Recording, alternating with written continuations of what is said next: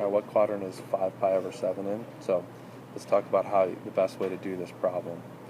And in my opinion, the best way is to think about radians are actually not difficult as long as you're not afraid of fractions. So remember that this distance right here is pi radians. Whether you're coming from the positive or the negative, it's either pi or negative pi radians. So since this is positive, let's think of it as positive pi radians. Because you'd start on the initial side and you'd go counterclockwise. That's pi radians.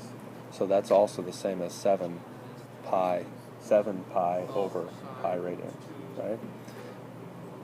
So 5 pi, is that closer to, it's obviously less. Is it in this quadrant or in this quadrant? If it's 5/7, is that more than half of it or less than half of it? It's more than half of it, so it's going to be in this quadrant right here. It's going to be in the second quadrant. Remember, this is the first quadrant, second quadrant, third quadrant, fourth quadrant. So the answer is quadrant 2.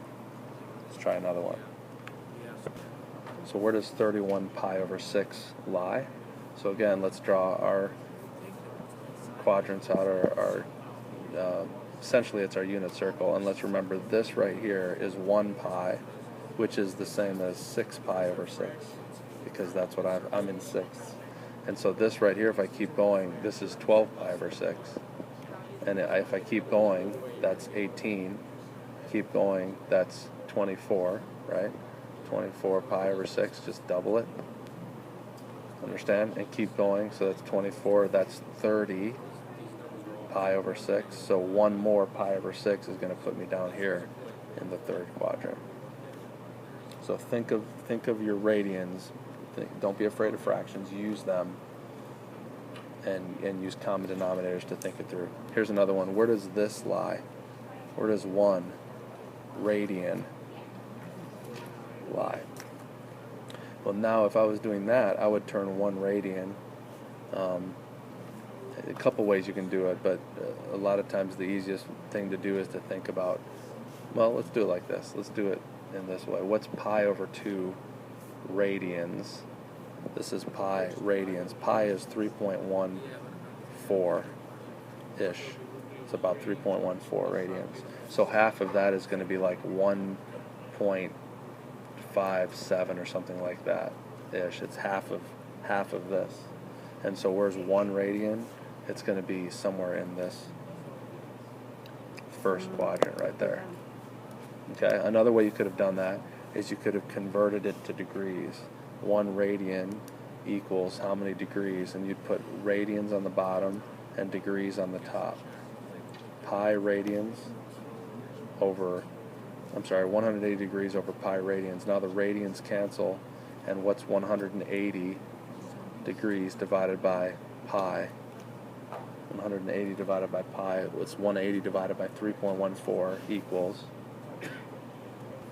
which equals approximately 57.3 degrees. And where's 57.3 degrees? Well, this is 90 degrees. So 57 is somewhere in this first quadrant right here. That's another way you could have done it. Here's another problem. Which quadrant is 262 degrees in? Well, that's easy because you go 90, 180, 270. Have that unit circle memorized, and remember you're going this way. So it's going to be between 180 and 270. It's going to be somewhere in there, so that's in the third quadrant. A harder problem would be something like this. 1,262. What quadrant is that in? Well, then you're going to keep going, and what I would do is I would just keep dividing it by subtracting 360. So 360 is 1 time around. 720 is 2 times around. 1080 is 3 times around. And now so subtract 1080 from this, right? So that's going to give you 182 degrees. And so where's 182 degrees? 182 degrees is going to be now past 180, barely past 180, but we're in the third quadrant. Now, they might also ask you, what's what is this coterminal to? What is 1262 coterminal to? That's going to be the next question. And the answer is 182. It's coterminal to 180. They'll say, what's the coterminal angle less than 360? Or between 0 and 360. And you'd say 182 degrees. That's how you do those problems. How do you